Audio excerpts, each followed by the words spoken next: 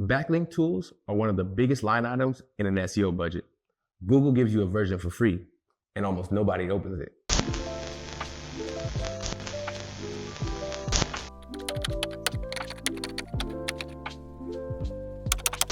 Yes, I'm talking about the links report. Bottom of the left nav. Two halves, both useful for different reasons. The external half shows the sites linking to you, your most linked pages, and the anchor text that people use. What it lacks in scoring layers, it makes up for in provenance. This is Google's own link graph, the one that feeds rankings, not a third-party crawl approximating it. Treat it as Google's working view rather than a complete database. Now it's time to talk about the internal half. And this one is the one that nobody opens, and it's a free equity distribution map. First, sort by internal links, descending.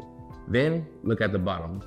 Pages sitting on one or two links are your orphans, and that thin list is your own site telling Google that those pages don't matter. Read the anchor text column, carefully too. If the phrases pointing at you don't describe what you sell, that's a positioning problem, showing up in an SEO report. Export before you analyze.